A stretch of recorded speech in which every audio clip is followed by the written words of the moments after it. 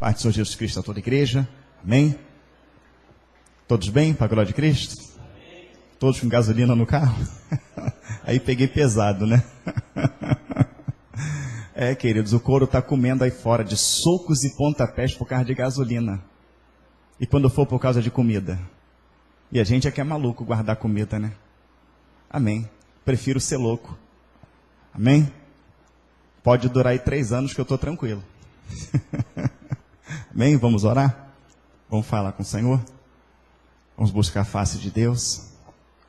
Não vai durar 3 anos, né? Não vai durar. Isso é uma greve justa, muito justa. Porque não importa o que o governo faça, o brasileiro continua comendo churrasco e vendo futebol. Então, como o brasileiro nunca reivindica nada, o governo vai aproveitando, fazendo o que quer. Não é isso? Só que agora parece, né, que o povo acordou. O povo não, os caminhoneiros, né? Que o povo ainda está dormindo, né? O povo ainda está dormindo. Mas isso aí é um ensaio. Isso é um ensaio. Você vê que os caminhoneiros pararam, parou o Brasil. Se a greve continuar, daqui a pouco não chega alimento nos mercados, não é isso? Não é só o combustível, vai parar tudo. Nós sabemos que vai se chegar a um acordo, né? Melhor do que o acordo é os militares tomar mesmo, né? Colocar uma direta já, botar toda aquela corja lá para fora e botar o povo novo. Não é isso? Estamos no fim, mas ainda se pode viver num país, né? Pouquinho tempo que resta, um país digno, né? Mas nós sabemos que isso vai normalizar. Mais tardar aí 1 semana, 15 dias, as coisas vão normalizar. Mas se fosse uma catástrofe, se fosse um furacão, um tsunami, se fosse um meteoro, né? Se for algo mais difícil, como é que vai ficar? A gente fala que o povo tem que se preparar, o povo não se prepara. Não é isso? Mas é mister que isso tudo aconteça. Vamos orar. Pai querido Deus Santo, mais uma vez estamos reunidos em Tua presença, te glorificando, te bendizendo, mais um dia de bênção, mais um dia de vitória, por termos dado condição de chegar à Tua casa. Eu sei que muitos irmãos não vão conseguir chegar, Senhor. Pai querido, nós vamos dar seguimento ao estudo, Senhor Deus, normalmente, porque as pessoas têm como acessar, têm como ver de suas casas, Pai amado. Vamos dar seguimento ao culto normalmente, até porque não estamos aqui para cultuar as pessoas, estamos para cultuar a Ti, Pai amado. Então, Senhor Deus, para cultuar a Ti, independe da igreja cheia ou ela vazia, porque, Pai querido, o que importa é que aquele que será cultuado estará no meio de nós. Bendito seja o Teu nome, Senhor, pela oportunidade diária que temos de aprender da Tua palavra, pela oportunidade que temos, meu Pai amado, de nos reunir, pelo direito ainda de ir e de vir, meu Pai amado, de poder carregar uma Bíblia, de poder aprender da Tua palavra. Bendito seja o Teu nome, meu Pai amado, porque temos o pão em nossa mesa, porque o Senhor tem nos concedido saúde, tem nos concedido graça. Pai querido, neste momento pedimos a unção do Teu Espírito, para que o Senhor continue nos capacitando nesse estudo, Pai querido, para que verdadeiramente o povo de Deus venha despertar, Pai. Porque, Senhor, a impressão que tenho, meu Pai amado, é que as profecias para muitos, elas foram alinhadas em vão.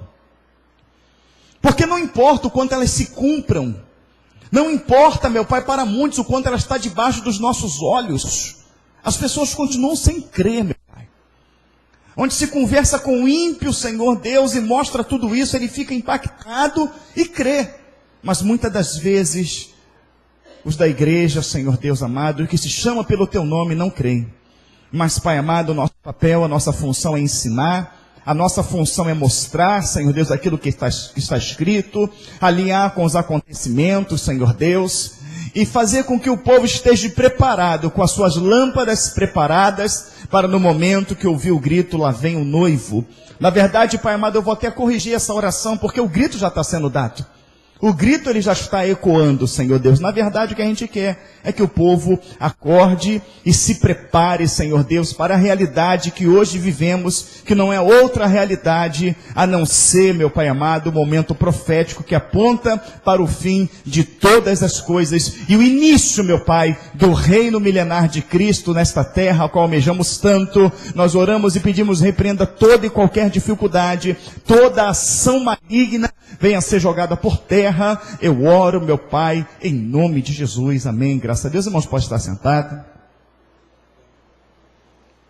Irmãos, eu vou aqui dar um recado tanto para a igreja, né, quanto às milhares de pessoas que assistem, né, os estudos, né.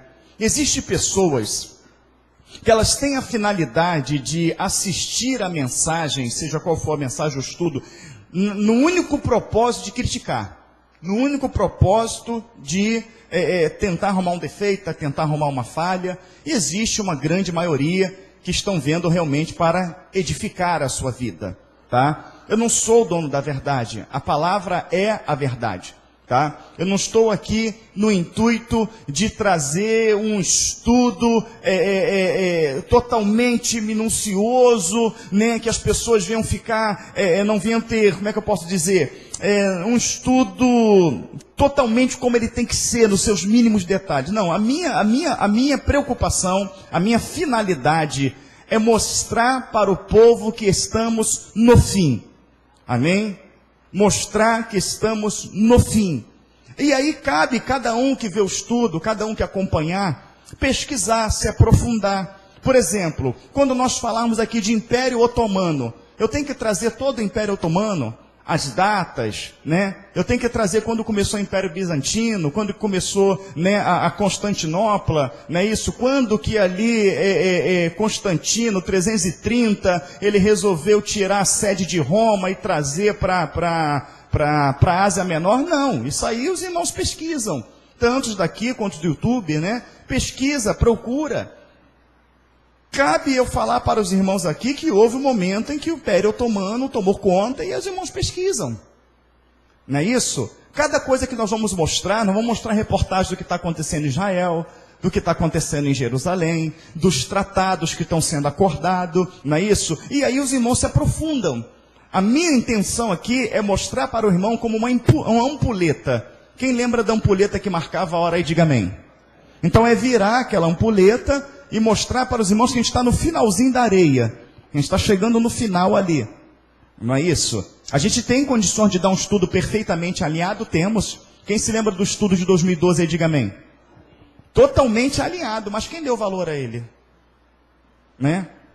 Quem foi que valorizou, né, aquelas mais de 40 dias de estudo ali para trazer tudo alinhadinho? Não deu, o povo não dá valor a essas coisas. Então basta a gente dizer que estamos no fim. Tá? E eu comecei a dizer isso pela estátua de Nabucodonosor. Quem se lembra, diga amém. A estátua, né? Se puder até colocar a imagem da estátua aqui, eu vou agradecer muito. Né? Então eu estou falando isso que as pessoas entram e falam, não sei, não concordo, não é isso, não é aquilo. Eu não estou preocupado se concorda, se não concorda. Eu estou preocupado como pastor mostrar o momento que a gente está vivendo. Quem está entendendo, diga amém. O momento que a gente está vivendo. A gente vive o tempo do fim.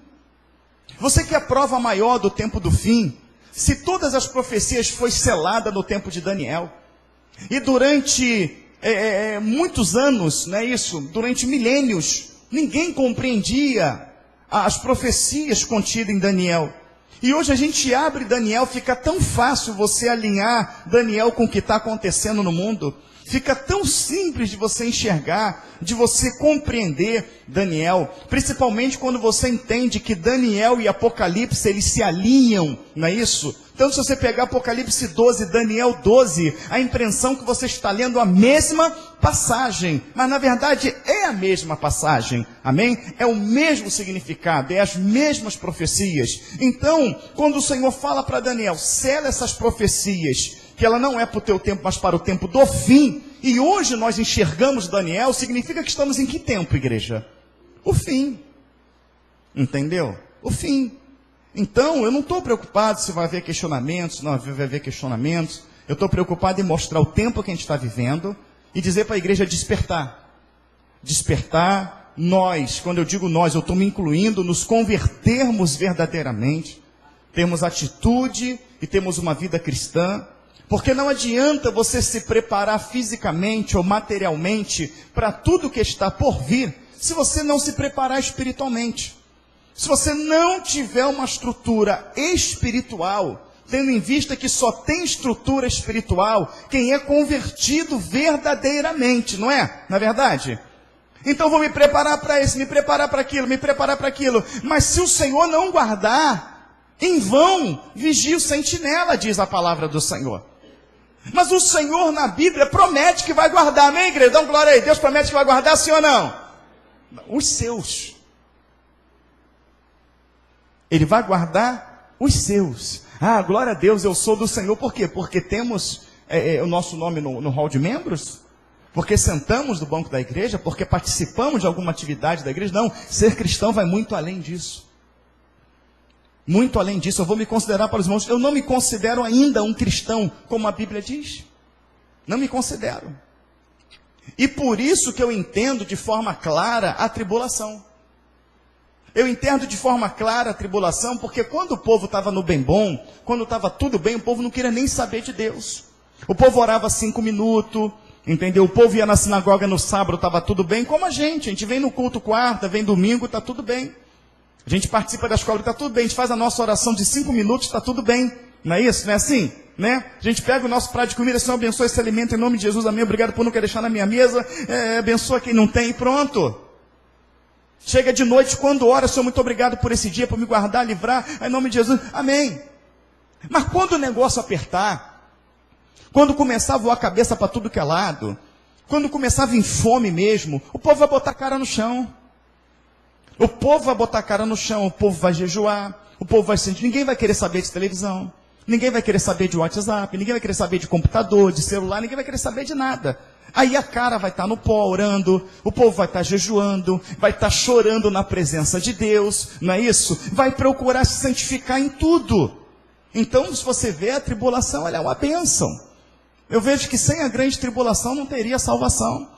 Porque é ali que a gente vai aprender verdadeiramente ser servo do Senhor, buscar a face do Senhor. Tanto que até pelo significado da palavra tribulação, que vem do grego tribulum, que era um aparelho agrícola, feito de madeira, inventado pelos egípcios, que era usado no campo para separar o joio do trigo. Então vai chegar uma hora que o joio vai ser separado do trigo. Vai chegar uma hora. E vai ser usado a tribulação, o tribulum. Então é necessário, é mister que aconteça. Então, acima de tudo, né, o que precisamos ter é uma vida de santificação. É coração limpo, é ser sincero uns com os outros, que muitas das vezes não há sinceridade. Muitas das vezes o irmão ainda ri para o outro, mas mete o pau no outro pelas costas. Você está entendendo? É ter, não é isso, verdadeiramente amor ao próximo. É se preocupar uns com os outros. É levar a sério o que está escrito na palavra, é santificar as nossas vidas, cuidado com o que nós vemos, com o que nós ouvimos, aonde pisamos, o que fazemos. Vai ser essa vida de santificação que vai fazer com que a gente venha a ser guardado pelo Senhor. Então tem muita gente se garantindo porque está se preparando aqui, está comprando ali, está comprando lá, tudo muito válido. Mas se não tiver a santificação, não terá o Senhor. Em vão vai vigiar o sentinela. Em vão vai vigiar o sentinela. Até porque a palavra fala, nós vamos alinhar isso, que a igreja ela vai ser guardada por 1260 dias. Quem já leu isso, diga amém. Ela vai ser guardada. Nós sabemos que isso é o período final da grande tribulação, os 3 anos e meio finais. Quem é que vai guardar ela? Quem? O Senhor. Até mesmo no momento difícil, a palavra fala que ele vai enviar alguém para guerrear em prol da igreja. Quem? Miguel. Então vai guardar a igreja. Não vai guardar a bandeira, a voz da verdade. Não vai guardar a bandeira, a Assembleia de Deus. Não vai guardar a bandeira, Deus é amor. Vai guardar o povo de Deus que verdadeiramente vive uma vida com Deus. Vive uma vida de acordo com a palavra de Deus. Então, eu fico com esse texto hoje. Se o Senhor não guardar a cidade, em vão vigia o sentinela. Quer que o Senhor guarde a sua vida? Se torne servo e serva do Senhor. Se tornando um servo e uma serva do Senhor, não há preocupação no que fazer, porque o Senhor vai falar e você vai obedecer. Só que tem muitas coisas que você não precisa ter um sonho. Há muitas coisas que não precisa um profeta parar na rua, bater o pé e dizer assim, te diz o Senhor. Tem muitas coisas que não precisa o pastor vir aqui abrir a boca e te falar. Já estão escritas. Elas estão escritas dizendo que eu e você devemos fazer. É por isso que a palavra fala que bem-aventurado é aquele que crê na profecia deste livro. Ele diz até que quem crê na profecia está salvo, quem não crê já está condenado. Então é crer no que está escrito, é levar a sério o que está escrito. Não adianta pegarmos o que está escrito e dizer não é bem assim. Não adianta pegarmos o que está escrito e dizer não é desse jeito. É a mesma coisa de eu escrever as cadeiras que os irmãos estão sentados no meio é azul. E o irmão vem bater o pé e dizer não, é amarelo. Ah, você está olhando que a cadeira é azul. Tem coisas na Bíblia que não cabem interpretações. Tem coisas que é tão clara que não adianta você tentar trazer uma outra interpretação. É aquilo que está escrito e ponto, e acabou. Ponto, e acabou. Vou dar um exemplo bem claro para entrar aqui na estátua, né? Um exemplo bem claro. Quantas pessoas defendem o comércio dentro da igreja? Quantas? É só você fazer um estudo. Faz um estudo sobre o comércio na igreja. Faz um estudo sobre cobrar para pregar. Faz um estudo sobre cantina. Faz um estudo sobre vender livro, revista e põe na internet. Você vai ver o quanto você vai ser massacrado por uma massa de pessoas que vai querer defender, dizendo que naquela época era diferente, que aquilo ali o Senhor estava falando referente ao que era ser sacrificado no corpo. Mas se você pegar, não fazeis da casa de meu pai comércio, ato de comprar e vender. Queridos, não fazeis da casa de meu pai casa de comércio. Tem outra interpretação para aquilo ali? Tem como você levar para outro lado? Não tem. É não fazer. E pronto.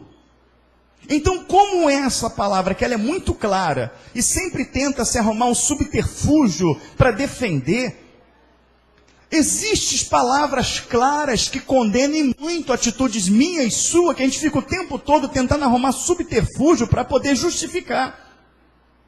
E nós não podemos mais fazer isso.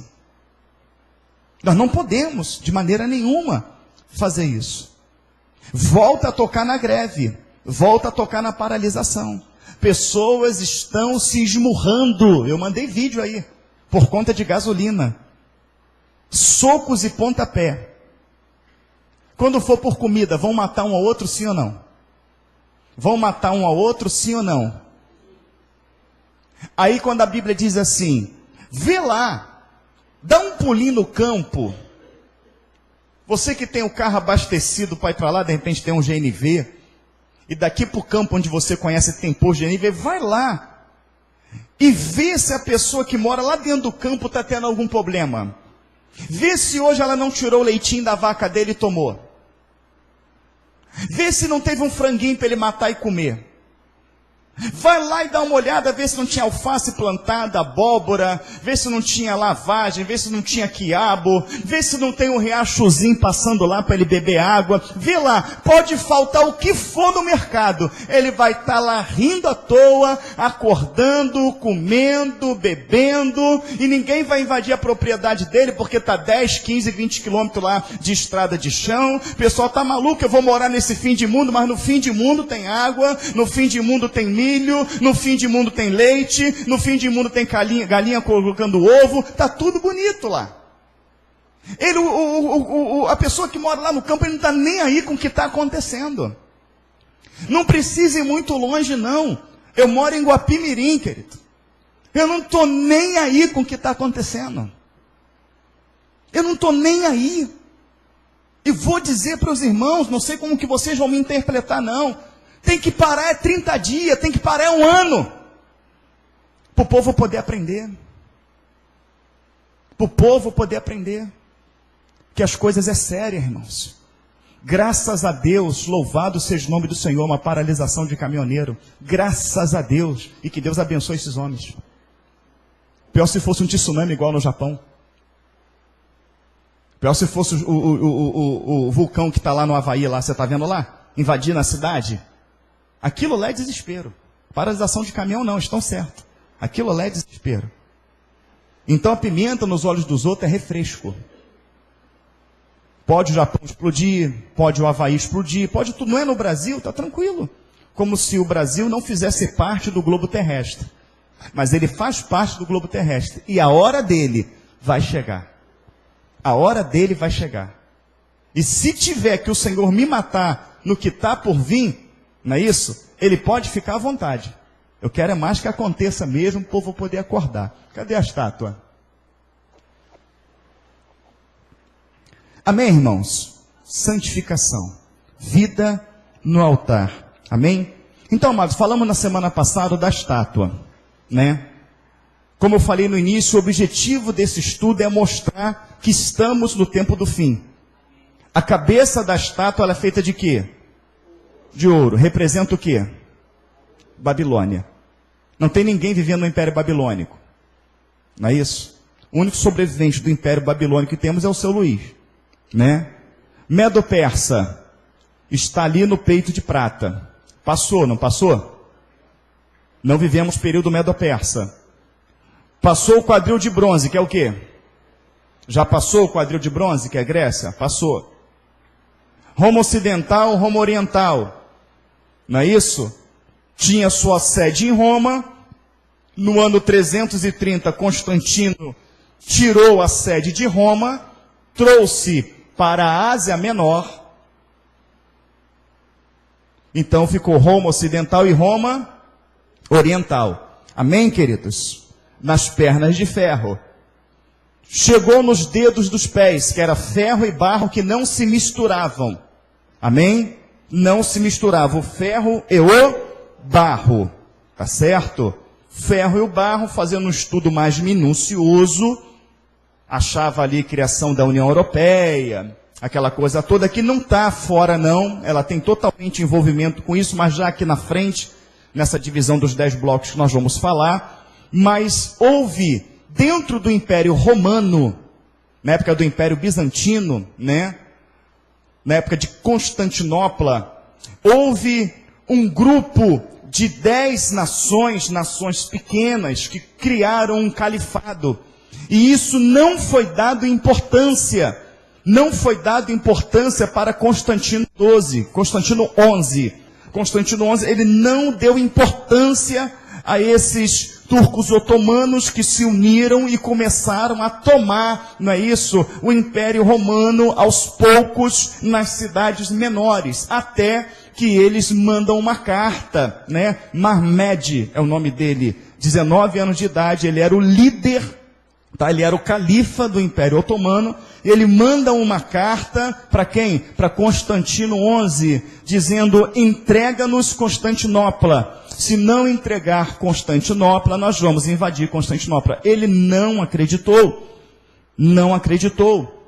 E aí até que os turcos otomanos invadiram, tomaram Constantinopla, eles se esconderam dentro de uma catedral que hoje na Turquia, né, Istambul, ela é hoje um museu. Tá? Ela foi tomada pelos turcos otomanos, eles entraram dentro dessa catedral, o povo, né, de Constantinopla, e foram mortos, crianças, adultos, tudo dentro dessa catedral.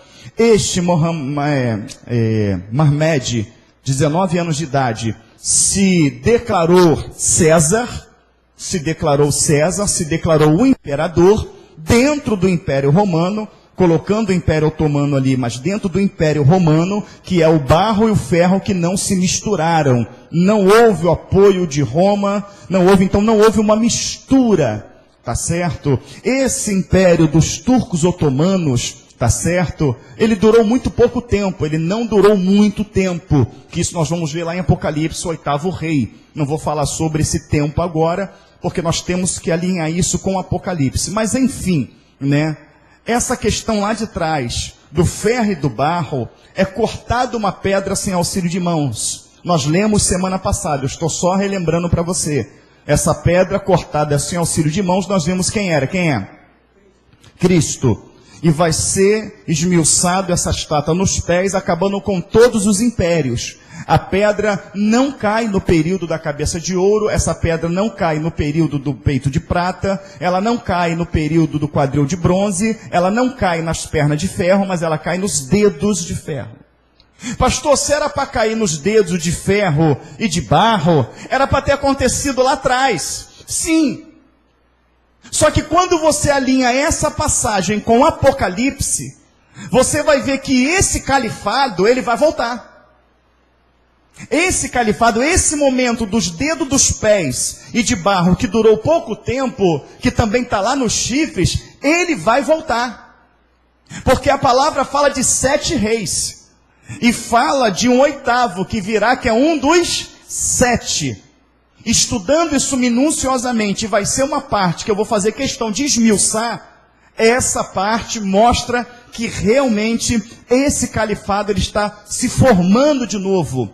Se formando de novo. Quando eles vieram e tomaram Constantinopla, tá? Foi através de Mahmed, 19 anos de idade, ele era muçulmano. E ele implantou o que lá? A lei Sharia. Ele implantou a lei Sharia. E existe um projeto dos muçulmanos de implantar a lei Sharia mundialmente. Ser uma lei mundial. E você estuda sobre a lei Sharia.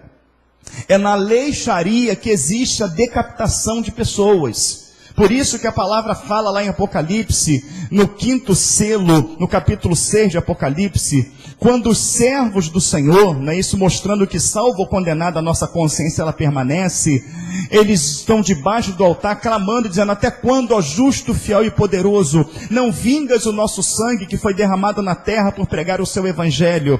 A palavra fala que o Senhor dá uma veste branca, fala com ele descansar mais um pouco, até que se junte o número das almas dos conservos, que também terão as suas cabeças degoladas. Degoladas. Então, quando se fala de cabeça degolada, está falando de profecia dessa lei Sharia. E ela vai voltar.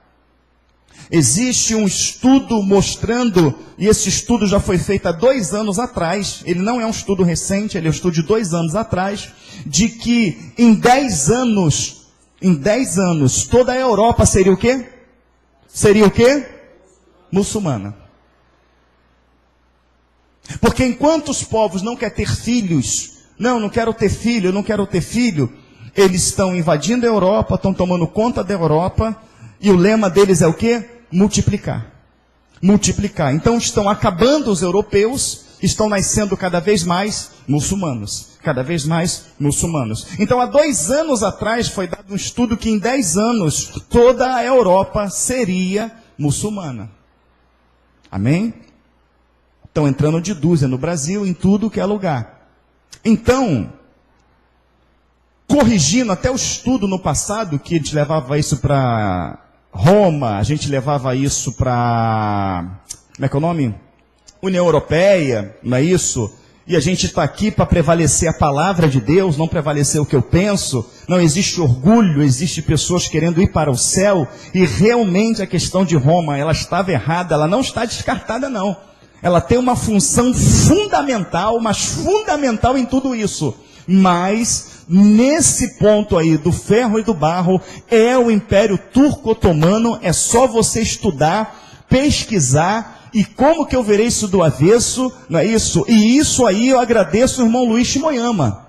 Agradeço o irmão Luiz, que abriu a minha mente para isso, e realmente fui estudar sobre os turcos otomanos, e é eles, é o califado, é o 8º rei que vai voltar. Amém?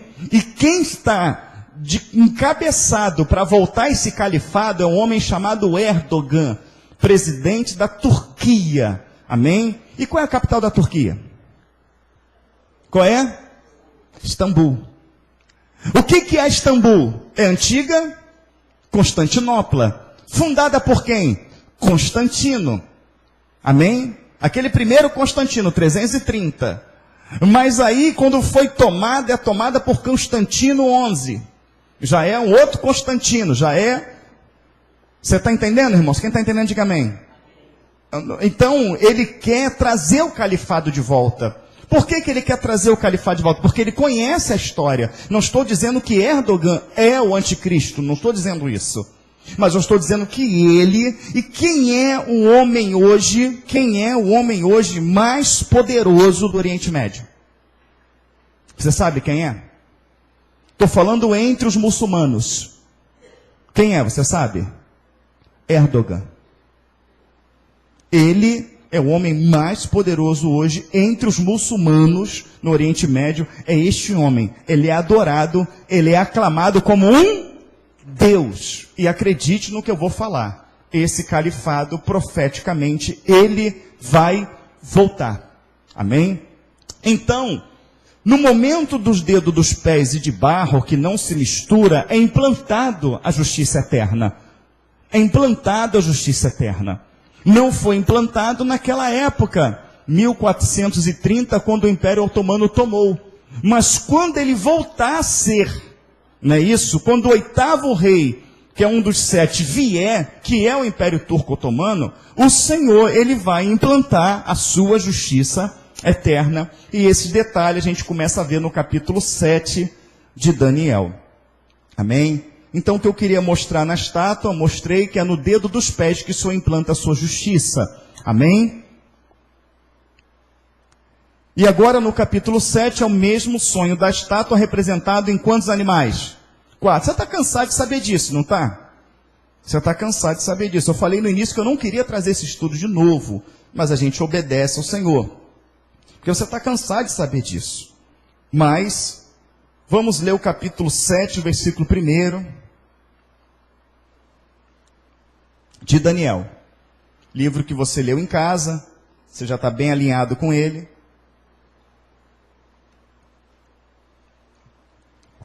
Amém? Daniel 7, capítulo 1. No primeiro ano de Belsazar, rei da Babilônia, teve Daniel um sonho e visões ante seus olhos, quando estava no seu leito.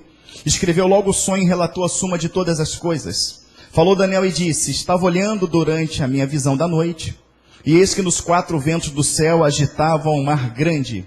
4 animais grandes, diferentes um dos outros, subiam do mar.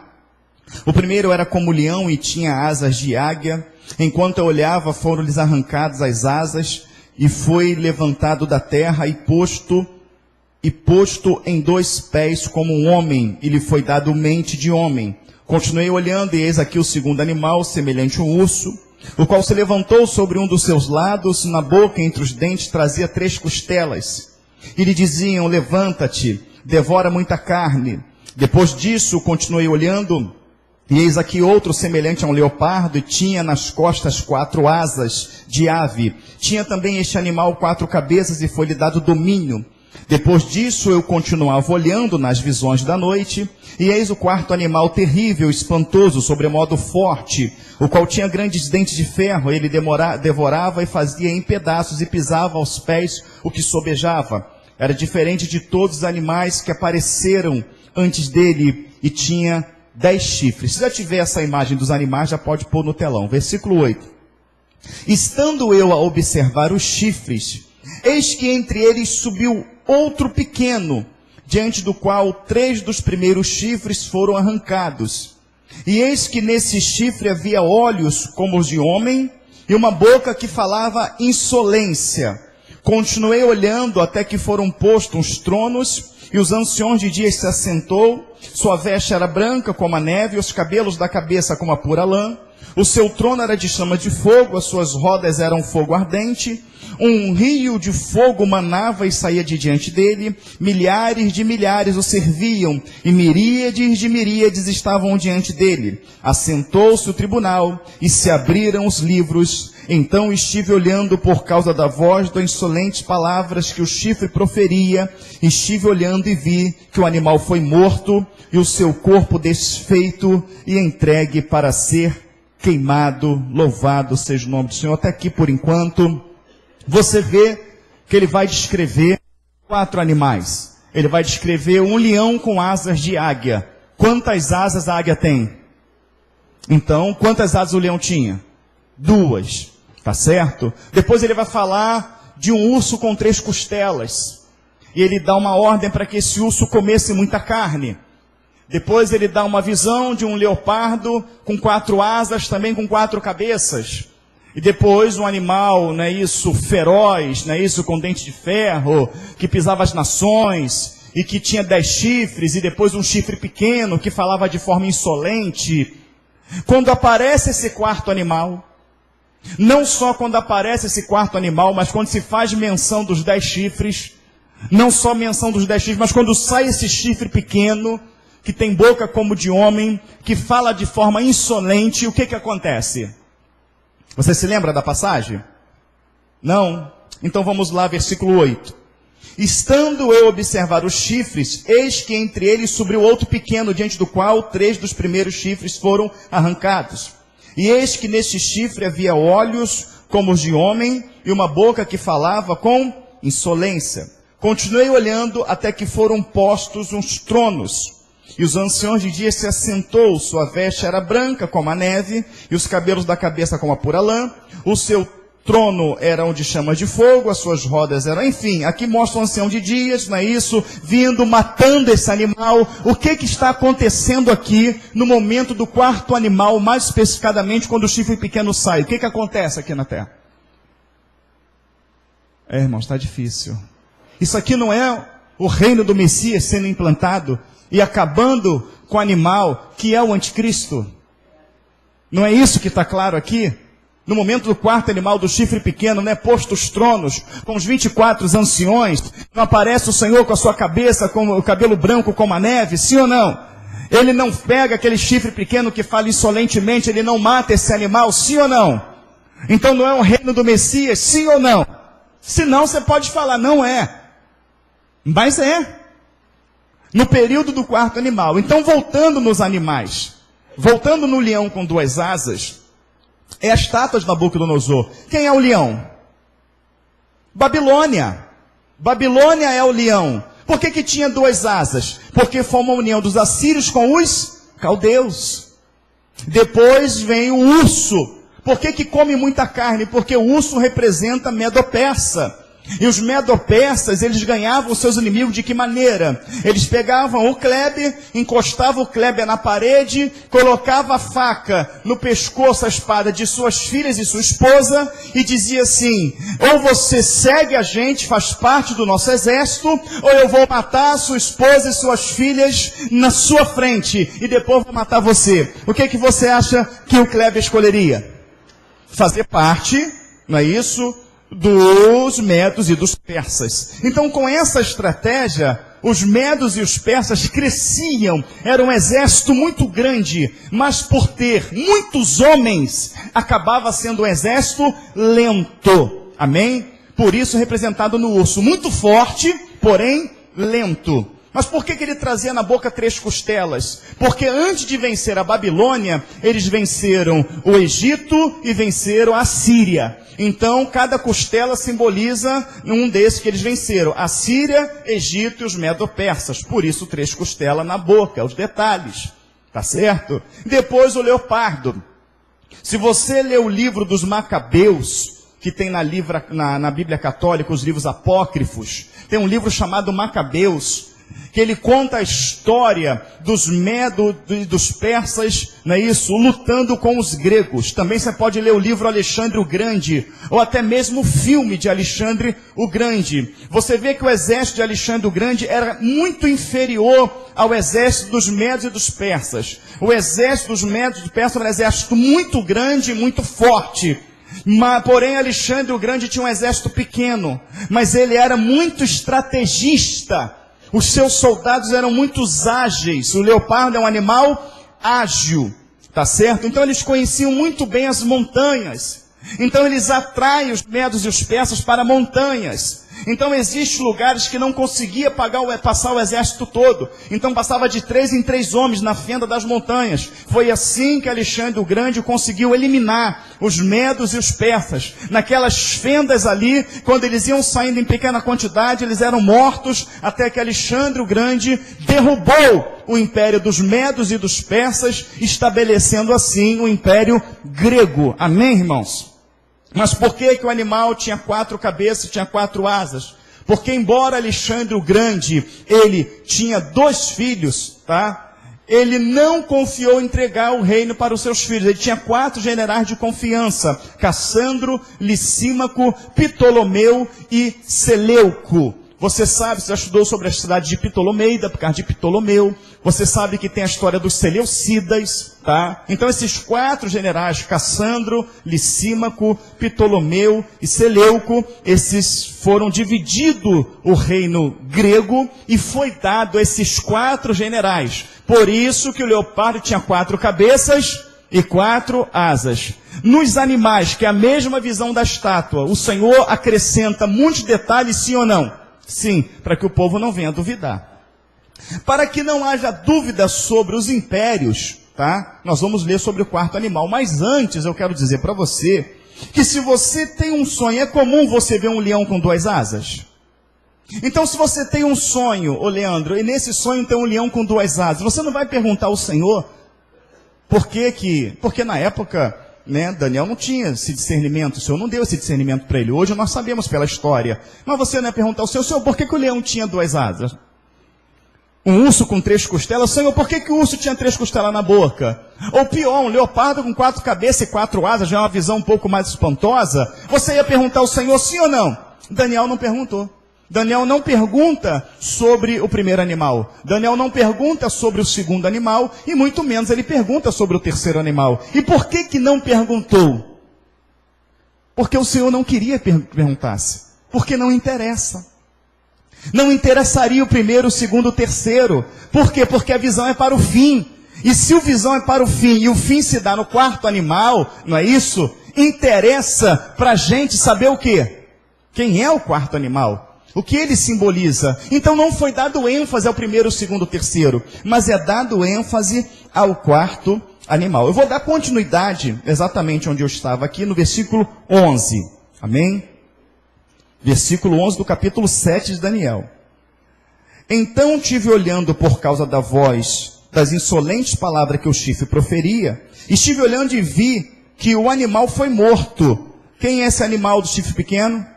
Quarto reino, os impérios. Junto com esse animal foi morto, né? Junto com esse animal que foi morto, ó, e o seu corpo desfeito entregue para ser queimado. Quanto aos outros animais, foi-lhe tirado o domínio. Todavia foi-lhe dado prolongação de vida por um prazo e um tempo. Eu estava olhando nas minhas visões na noite, e eis que vinha com as nuvens do céu, como o filho do homem, dirigiu-se ao ancião de dias, e fizeram chegar até ele. E foi-lhe dado domínio e glória ao reino, para que os povos, nações e homens de todas as línguas o servissem. O seu domínio é domínio eterno, que não passará, e o seu reino jamais será O reino do Messias implantado quanto? No quarto animal, no período do chifre pequeno. Amém? E no final do estudo nós vamos provar que o chifre pequeno já está aí. Versículo 15. Quanto a mim, Daniel, o meu espírito foi alarmado dentro de mim. Versículo 15. E as visões da minha cabeça me perturbaram. Cheguei-me um dos que estavam perto e lhe pedi a verdade acerca de tudo isto. Assim ele me disse e me fez saber a interpretação das coisas. Estes grandes animais, que são quatro reis que se levantarão da terra. Qual foi os 4 reinos que se levantou da terra? Comigo. Babilônia, Medo-Persa, Grécia e Roma. Amém? Os 4 reinos que se levantarão da terra. Eu estou onde aqui? 18. Mas os santos do Altíssimo receberão o reino e possuirão para todo sempre de eternidade em eternidade. Olha o versículo 19. Então tive desejo de conhecer a verdade a respeito do quarto animal, que era diferente de todos os outros, muito terrível, cujos dentes eram de ferro, cujas unhas eram de bronze. Irmãos, teve império mais terrível do que o Império Romano? Você já ouviu falar na Inquisição? Pesquisa sobre ela, tá? Todos os outros muito terrível, cujos dentes eram de ferro, cujas unhas eram de bronze, que devoram, fariam em pedaços e pisavam aos pés que sobejava. E também a respeito dos 10 chifres que tinha na cabeça, e do outro que subiu, diante do qual caíram 3 daquele chifre, que tinha olhos e boca que falava com insolência, e parecia mais robusto do que os seus companheiros. Então ele tem curiosidade sobre o quarto animal, ele tem curiosidade sobre os 10 chifres, ele tem curiosidade sobre os chifres pequenos. E será que você também tem curiosidade? Quem tem, diga amém. A Bíblia responde. Eu olhava, e eis que este chifre fazia guerra contra os santos e prevalecia contra eles. Então esse chifre é algo que vai se levantar para fazer guerra contra quem? Tem santo aí? 22. Até que veio o ancião de dias e fez justiça aos santos do Altíssimo, e veio o tempo em que os santos possuíram esse chifre pequeno fazendo guerra aos santos. E o ancião de dias fazendo justiça aos santos e livrando eles. Que período é esse? A grande... Nós vamos ver isso lá na frente. 23. Então ele disse, o quarto animal... Aqui vem a resposta, tá? Olha só. Então ele disse, o quarto animal será um quarto reino da terra. Quem foi o quarto reino da terra? Roma. O qual será diferente de todos os reinos. Devorará toda a terra, e a pisará aos pés, e a fará em pedaços. Os 10 chifres correspondem a 10 reis que se levantarão daquele mesmo reino. Do mesmo império romano, se levantaria 10 reis. Quantos países formaram o califado na época dos turcos otomanos? 10. Permaneceu ainda o Império Romano, sim ou não? Sim, o Império Turco Otomano dominou na Ásia Menor. Mas eles não dominaram, tá? Não dominaram nas outras províncias, mas na Ásia Menor eles dominaram. Então desse mesmo rei saiu 10 reinos. Então aqui a imagem do quarto animal nos reportou aos dedos dos pés. Amém? Nos reportou aos dedos dos pés. Porém, tá? Alinhando isso aqui com Apocalipse, mais um pouco na frente eu vou alinhar, você vai ver que esses 10 chifres, eles vão voltar. Que vai dar origem ao chifre pequeno. Então vamos lá. Então ele disse, o quarto animal será um quarto reino, 23. Da terra, o qual será diferente de todos os reinos, devorará toda a terra, e pisará os pés, e fará em pedaços. Os 10 chifres correspondem a 10 reis, que se levantarão daquele mesmo reino. Isso se deu na Roma oriental. E depois dele se levantará outro, qual será diferente dos primeiros, e abaterá 3 reis. Proferirá palavras contra o Altíssimo, magoará o santo dos Altíssimos, e cuidará em mudar os tempos e quanto o Império Turco Otomano tomou a Ásia Menor das mãos do Império Romano, implantou uma lei. Qual foi o nome da lei? Sharia. E os santos lhes serão entregues nas mãos, comigo, por um tempo, 2 tempos e metade de um tempo. Tempo na Bíblia corresponde ao quê? 12 meses. 12 meses é o quê? 1 ano. 2 tempos, mais 2 anos. 2 com 1, 3. E metade de um tempo. 3 anos e meio. É assim, é aqui que se define o período da grande tribulação, os 3 anos e meios finais, a qual aqui está dizendo que os santos do Altíssimo estão na terra. Amém? Estão na terra. Cadê 2 tempos e metade de um tempo? 26. Mas depois se assentará o tribunal para lhe tirar o domínio, para o destruir e o consumir até o fim. O reino e o domínio e a majestade dos reinos debaixo de todo o céu serão dados ao povo dos santos do Altíssimo. Quem é esse povo? A igreja. O seu reino será eterno. Todos os domínios o servirão e lhe obedecerão.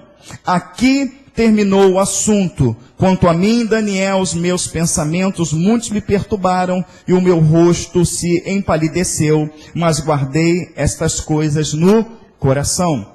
Então, você observa que passa o primeiro animal, que é a Babilônia, passa o segundo animal, que é a Medo-Persa, passa o terceiro animal, que é a Grécia, já chega no quarto animal, e ele destringe isso aí de uma maneira muito clara, dizendo que o quarto animal é o quarto reino da terra, Roma. Deste mesmo rei sai 10 reinos. Você estuda sobre o Império Turco Otomano, você vai ver. Porém, dá-se a impressão que quando esse reino ele aparece, logo o anticristo vem, tá certo? Na figura que veio de Mahomet lá atrás, e que tudo teria que ter se cumprido lá atrás, que é o grande erro das adventistas do 7º dia, tá? Porém, tem que se alinhar Daniel com Apocalipse. Lembra quando nós começamos o estudo, nós fomos lá no capítulo 28, no versículo 10 de Isaías, que diz, é mandamento sobre mandamento, mandamentos e mais mandamentos, regras e mais regras, regras sobre regras, um pouco aqui e um pouco ali. Então, para que você entenda isso aqui, indo para Apocalipse, você vai ver que aquele império aqueles 10 chifres, eles voltam. Por isso que está escrito Apocalipse. Porque aqui ele traz a profecia sobre o Império Turco-Otomano. Já em Apocalipse já traz a profecia dele voltando, dele deixando de existir, dele aparentemente morrendo, mas ele voltando e também fazendo guerra aos santos do Altíssimo. Vamos em Apocalipse capítulo 13. Amém? Apocalipse capítulo 13. Depois eu vou trazer a conclusão disso.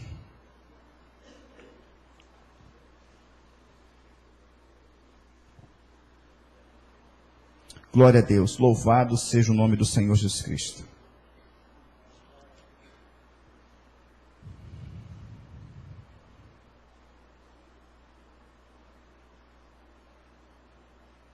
Amém? Podemos ler? Apocalipse 13, versículo 1. Vou ler para os irmãos. Vi emergir do mar uma besta que tinha, quantos chifres? Quantos chifres tinha o animal? Estamos falando do mesmo assunto? 10 chifres. Amém? Mas agora ele aparece com 10 chifres e quantas cabeças? 7, presta bem atenção. Sobre os chifres 10 diademas. E sobre as cabeças nomes de blasfêmia. A besta que vi era semelhante ao leopardo, com pés como de, boca como de. Apareceu os impérios aí, sim ou não? Apareceu o leão? Apareceu o leopardo? Apareceu o urso? Mas por que não aparece um animal feroz cheio de dente? Porque ele já é essa besta que está aparecendo. Amém? Mas apareceu os impérios, sim ou não? Vamos ler de novo. Versículo 2. A besta que vi era semelhante a leopardo, com pés como que de urso, e boca como que de leão. Agora mostrando os impérios de trás para frente. Por isso que ele veio nessa ordem. E deu-lhe o dragão. Quem é o dragão? Satanás. Para que não tenha dúvida, volta lá no capítulo 12. Volta lá no capítulo 12. Amém? Versículo 9. E foi expulso o grande dragão, antiga, que se chama e é. Quem é o dragão, igreja? Então, quem é que dá poder a essa besta? Vamos voltar lá. Versículo 2 do capítulo 13. A besta que vi era semelhante a leopardo, com pés como de urso, boca como que de leão, e deu-lhe o dragão o seu poder, ou seja, Satanás, que é o dragão que dá poder a esta besta. O seu trono é grande autoridade. Então vi uma de suas cabeças como golpeada de morte, mas essa ferida mortal foi curada e toda a terra se maravilhou. Seguindo a besta e adoraram o dragão, porque deu a sua autoridade à besta. Também adoraram a besta, dizendo: quem é semelhante à besta? Quem pode pelejar contra ela? Foi-lhe dada uma boca que proferia arrogâncias. Vocês se lembram do chifre pequeno? O que nasceu nesse chifre pequeno? Uma boca que falava arrogância. Arrogância contra quem? Então aqui em Apocalipse 13, a besta que tem uma boca arrogante, ela é quem? O anticristo.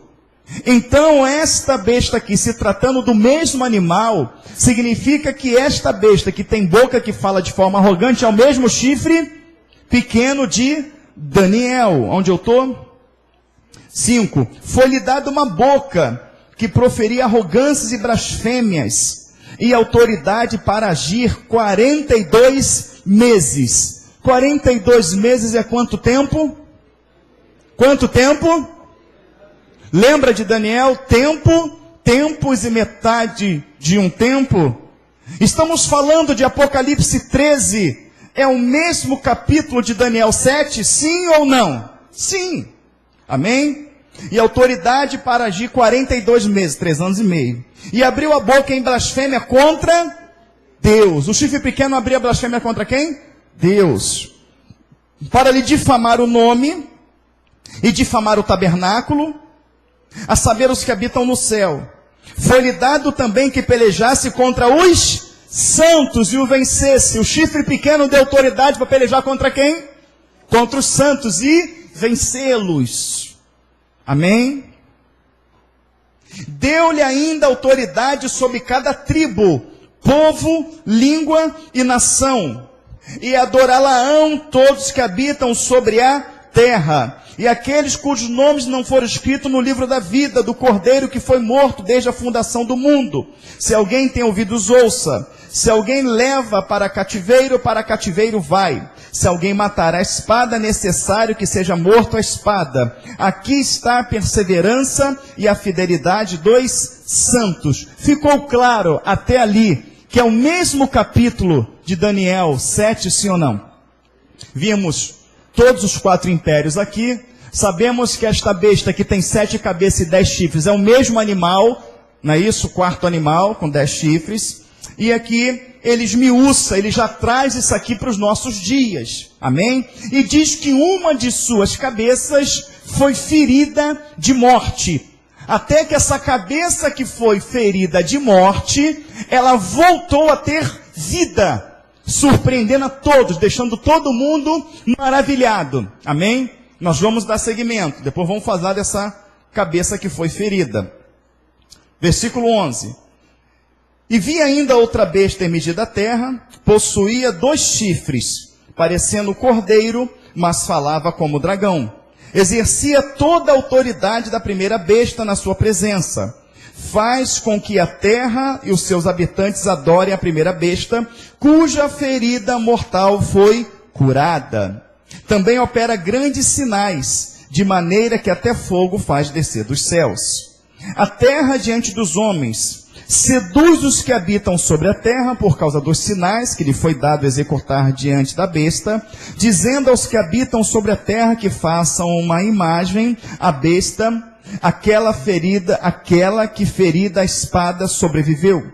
E lhe dado comunicar fôlego à imagem da besta, para que não só a imagem falasse, como ainda fizesse morrer quantos não adorassem a imagem da besta. Só vai morrer quem aí? 16.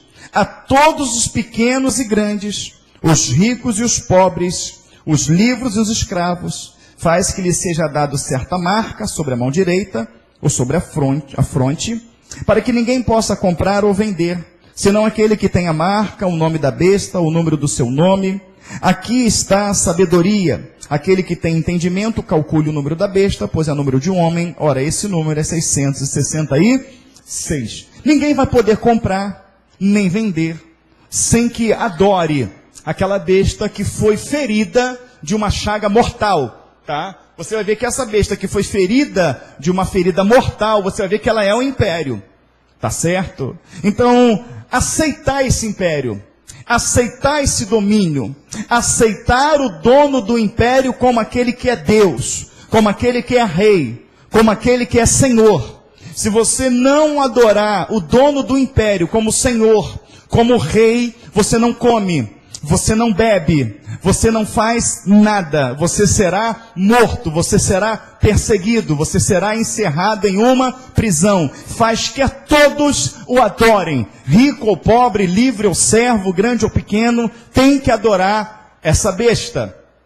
Que essa besta, ela está lá no 4º animal. Apareceu lá no 4º animal, sim ou não? Essa besta. O último reino da terra antes do reino do Messias. Amém? Agora vamos mais à frente. Vamos no capítulo 17.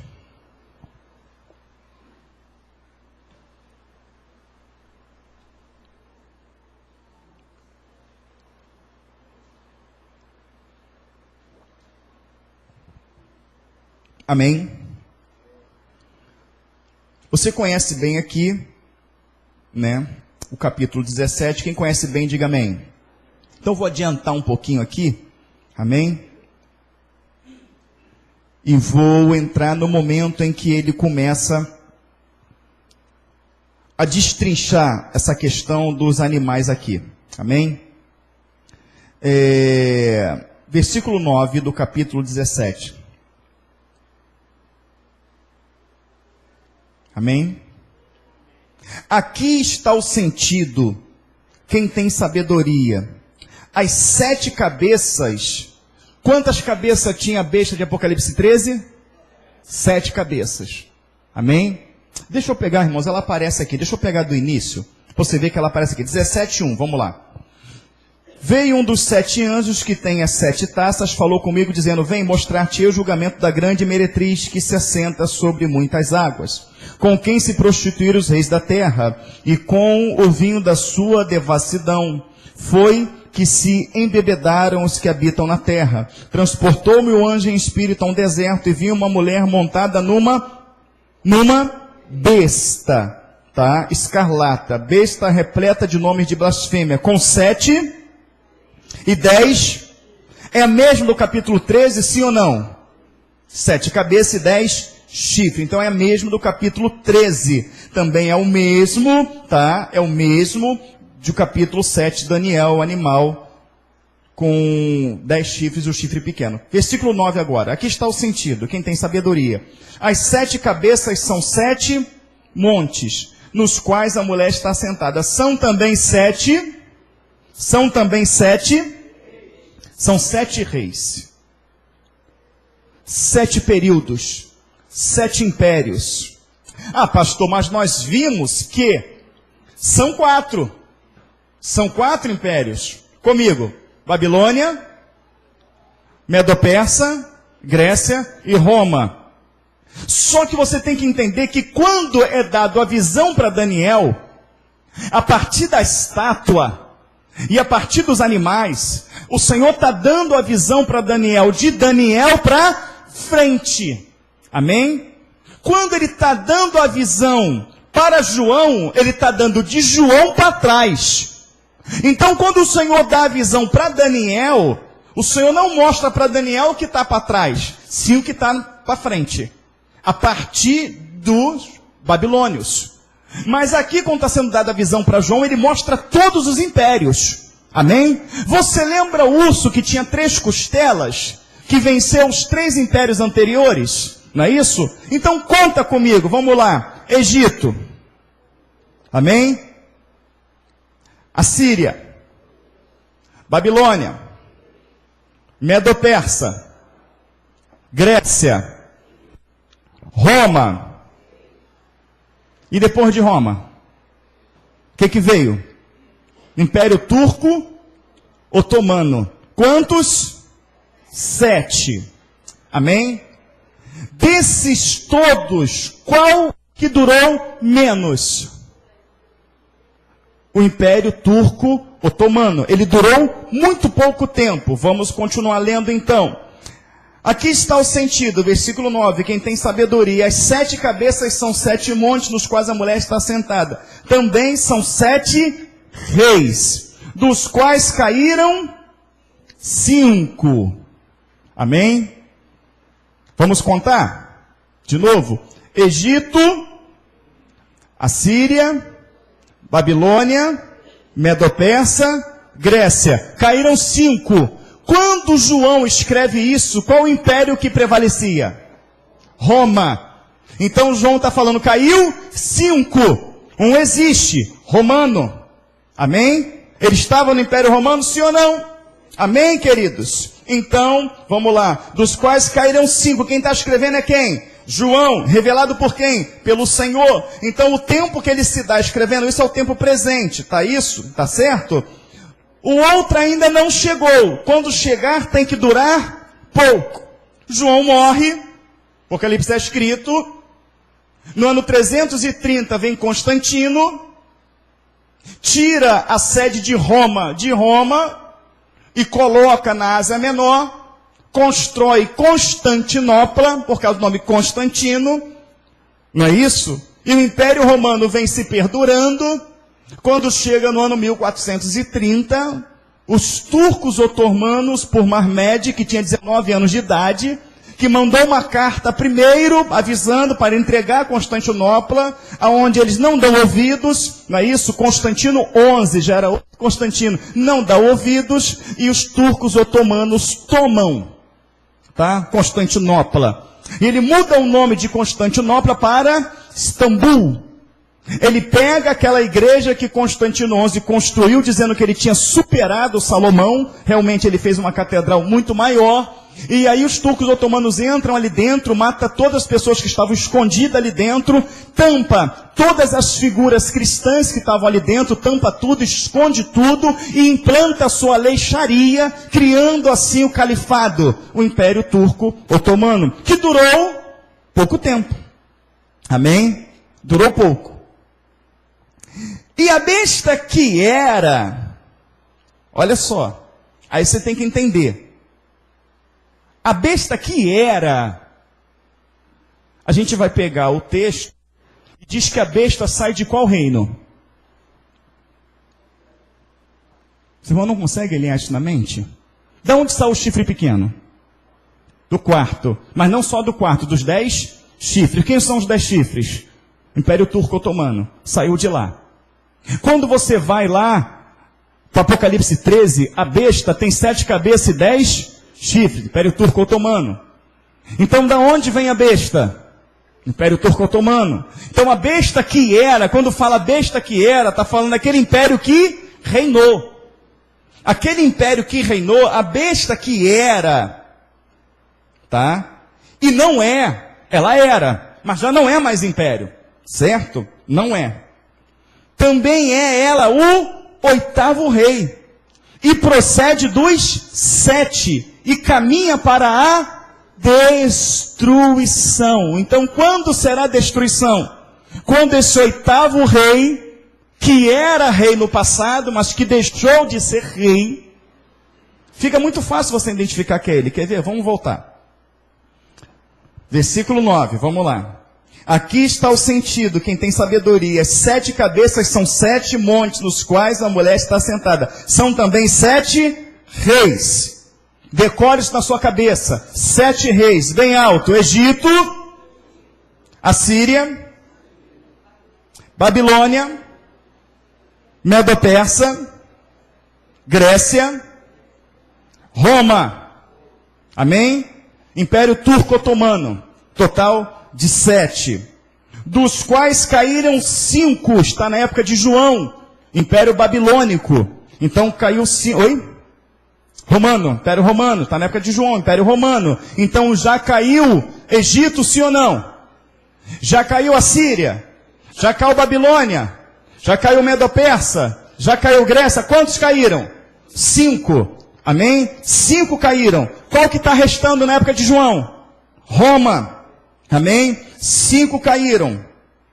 A besta, 5 caíram. Um existe, Roma. Outro não chegou. E quando chegar tem que durar pouco. Qual foi o que chegou depois de Roma? Oi? O Turco Otomano. Amém? Então quem é que vai voltar? Ó, e a besta que era e não é, também é ele o 8º rei. E procede dos 7 e caminha para a destruição. Os 10 chifres que viste são 10 reis, os quais ainda não receberam o reino, mas receberão autoridade como reis, com a besta durante 1 hora. Tem estes um só pensamento, e oferecem à besta o poder e a autoridade que possuem. Pelejarão eles contra o Cordeiro, e o Cordeiro os vencerá, pois é o Senhor dos senhores e Rei dos reis. Vencerão também os chamados eleitos e fiéis que acham com ele. Falou-me ainda, as águas que viste, onde a meretriz está assentada, são povos, multidões, nações e línguas. Os 10 chifres que viste e a besta, esses odiarão a meretriz e a farão devastada e despojada, e lhe comerão as carnes e consumirão no fogo, porque em seu coração incutiu Deus que realizassem os seus pensamentos e executem a uma e deem à besta o reino que possuem, até que se cumpra as palavras de Deus. A mulher que viste é a grande cidade que domina sobre os reis da terra. Voltando lá no texto, 5 caíram. Na época de João, era Roma, não é isso? O outro não viria ainda, não viu ainda, mas quando viesse duraria pouco. Veio o Império Turco Otomano, 7. E o que reinaria na época em que Cristo viesse para estabelecer a sua justiça, seria um dos 7. Porém, o que vem um dos 7 é denominado na própria palavra como a besta. Sabemos que a besta, ela é quem? O anticristo. Então o anticristo, ele nasce nos 10 chifres. Os 10 chifres é Império Otomano. Tá certo? Que também lá em Apocalipse ele aparece como os 10 chifres, Império Otomano. Então significa que este reino que vai voltar a vir, é qual império? Babilônia? É Roma? Quem é? Império Otomano. Agora você pesquisa, você coloca no Google e coloca assim, Erdogan quer trazer de volta o califado. Quem já estudou isso aí, levante a mão. Francisco, irmã Lucimar, Tamar, Rafaela. Está com força nesse propósito, sim ou não? Ele quer trazer. E quando ele quer trazer o califado, qual é a história que ele mostra? Exatamente essa história aqui, tá? De Constantinopla. Ele mostra exatamente. Só que o projeto deles não é somente criar um califado, não é isso? Para governar sobre a Ásia Menor.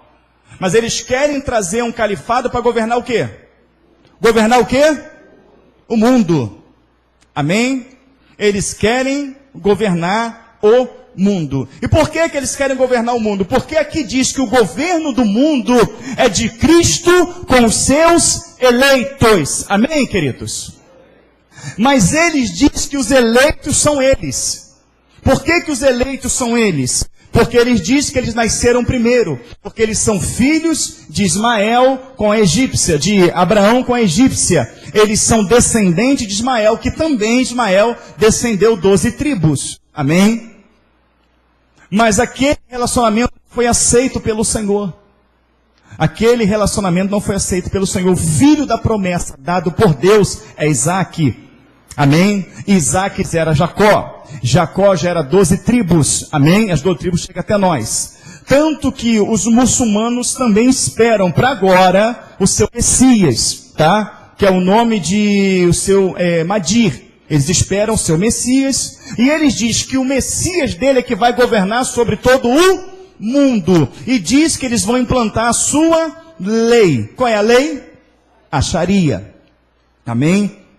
E aí você vai voltar a um processo bem parecido com a Inquisição. Quem não se encurvava ao catolicismo romano na época da Inquisição era o quê? Morto. Quem não se encurvar ao Islã será morto. Exatamente o mesmo quadro. Amém? Então nós estamos hoje, dentro desse cenário. Junto com essa questão também dos turcos otomanos que estão se firmando, que estão se consolidando de uma forma muito rápida e até digo para os irmãos, muito organizada, tá? Antigamente eles ganharam na força, eles ganharam na guerra. Você sabe qual é a estratégia que eles têm hoje para dominar as nações? Através da conversão das pessoas. Eles falaram que na época ganharam na guerra, agora vai ganhar no amor. Se você entrar no Google e colocar religião do amor, qual que aparece? Qual que aparece? Bota no Google, religião do amor, aparece o Islã. Então eles dizem que eles vão ganhar o império com o amor. De que maneira? Pregando, o islamismo. Então você sabe qual é a religião do mundo que mais cresce hoje? No mundo todo, é o Islã. Nenhuma religião no mundo cresceu tanto como tem crescido o Islã. Pesquisa sobre isso, tá certo? Então, quando tiver muçulmanos convertidos no mundo todo e o Mahdi deles aparecer, não é isso? Eles o aceitarão com facilidade e conseguirão assim dominar, porque eles criam um exército para matar. Amém, queridos? Então, tudo isso está acontecendo. Em paralelo com isso também, cresce uma coisa que nós não podemos de maneira nenhuma desprezar, que é os 10 blocos. As nações mundiais sendo divididas em 10 blocos. Sobre cada bloco desse vai reinar uma pessoa. Podemos dizer que estamos também vendo 10 reis? O cenário também se encaixa? Então, querido, vai ter gente falando, não é os turcos otomanos, é os 10 blocos. Outros vão dizer, não é os 10 blocos, é os turcos otomanos, querido. Sendo os turcos ou sendo os 10 blocos, porque eu estou trazendo os dois fatos estão acontecendo agora. E como a minha intenção não é dizer se é os turcos ou se é os 10 blocos, mas a minha intenção é dizer que no momento dos 10 chifres é que o Senhor implanta o seu reino, a sua justiça, é que o Senhor volta para buscar o seu povo, implantando a sua justiça na terra. O meu objetivo está alcançado. É neste período que as coisas acontecem. Só que o Senhor não aparece para implantar a sua justiça sem que o anticristo persiga os santos. Sem que o anticristo vença alguns. O vencer é no sentido figurado. Significa que eles vão ser mortos. Porque eu vim aqui para Apocalipse, nós já vamos ter que voltar para Daniel. Não acabou Daniel. Só que todo o livro, por exemplo, quando eu chegar em Daniel 12, eu vou ter que vir para Apocalipse 12. Por quê? Eles se alinham. Então todo o capítulo de Daniel que se alinhar com Apocalipse, eu tenho que voltar para Apocalipse. Amém? Mas na semana que vem eu vou voltar para Daniel. E nós vamos ter muitos ricos detalhes sobre esse império, sobre o anticristo, sobre o que ele vai fazer. Mas só na estátua e só nos animais, só com Apocalipse 13 e Apocalipse 17, já comprova que está nos nossos dias, sim ou não? Sim. Está nos nossos dias. E como que não vai ser agora? Quando dizemos agora, é na nossa geração. É na nossa geração. Jesus busca a sua igreja na nossa geração. Mas o período de governo do anticristo é de 7 anos. 7 anos Satanás governará na terra através de um homem. 7 anos com o povo de Deus na terra. Onde tudo será maravilhoso para as nações, mas para a gente será o inferno. Então, mas tem aí tal, se assinar, se fizer, quando que esse reino vai aparecer? Quando que esse reino vai reinar? Nós vamos ver nas 70 semanas de Daniel. As 70 semanas de Daniel vai nos dar o ponto exato que esse reino vai aparecer. E quando chegarmos nas 70 semanas de Daniel, você vai ver que o linguajar que é usado nas 70 semanas de Daniel, é exatamente o linguajar que está na boca do Donald Trump. É o linguajar que está na boca da França, de Macron. É o linguajar que está na boca de Jeremy, que é o genro de Donald Trump. Que é o linguajar que está na boca da nação de Israel. É o linguajar que está na boca de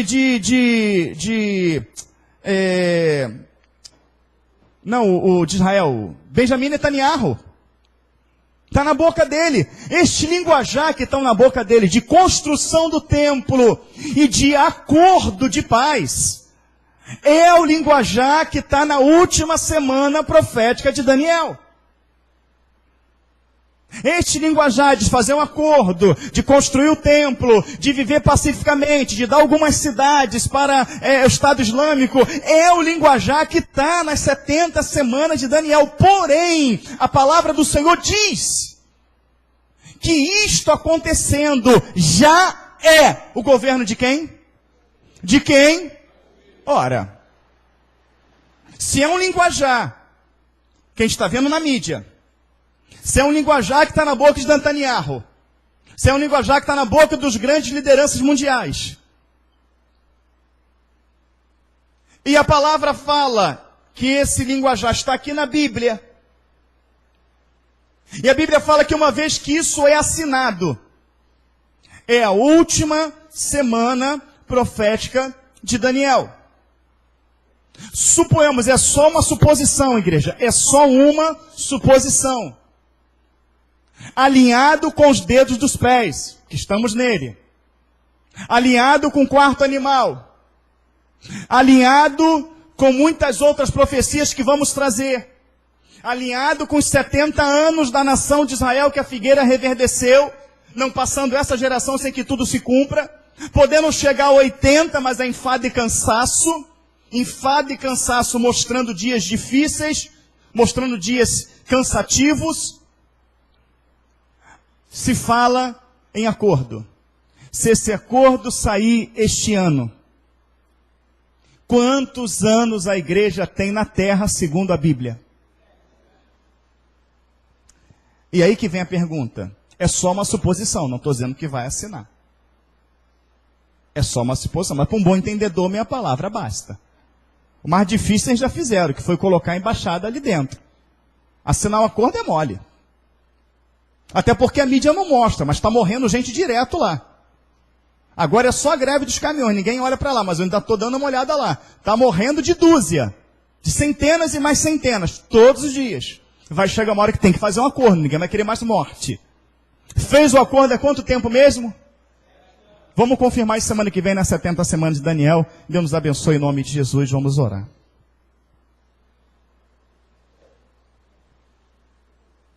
Amém?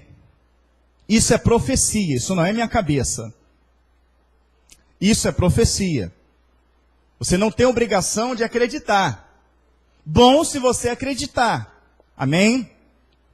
Bom se você acreditar. Mas a Bíblia dá a opção de não acreditar. Bem-aventurados que creem na profecia. Todos esses impérios passaram. A gente está vivendo um cenário do fim, glória a Deus por isso, amém? Pai, te louvo, engrandeço o teu nome, por mais uma escola bíblica dominical. Pai querido, mais um pouco que aprendemos da tua palavra, Senhor. E que, Pai querido, em nome do Senhor Jesus Cristo, que o teu povo se desperte a estudar, a pesquisar, meu Pai amado, que o temor do Senhor recaia sobre cada coração. Pai querido, nós não falamos que estamos no fim para trazer pânico, Senhor. Porque o fim não é pânico para a tua igreja, Senhor. O fim é o ápice da igreja, meu Pai. A tua palavra está mostrando que é o momento de encontrarmos com o nosso Salvador, de vermos face a face, de reinarmos nessa terra 1000 anos na justiça eterna, provando para todos que a Bíblia era verdade, que Cristo, aleluia, é real. Ele é vivo e verdadeiro, Pai amado, e depois subimos para sempre, para a eternidade, de lá não sair nunca mais, Pai amado. Então isto tudo é maravilhoso, é lindo, meu Pai amado, é a tua palavra se cumprindo, Senhor, para aqueles que creem, para aqueles que guardam a tua palavra, para aqueles que creem na tua profecia, Pai amado, e eu creio, Senhor Deus, e almejo a sua vinda, meu Pai amado, o mais rápido possível, Senhor. Queremos morar na glória, queremos, meu Pai amado, louvar-te de dia e de noite por toda a eternidade. Continue conosco, nos abençoe neste culto, oramos em nome de Jesus, amém. Graças a Deus.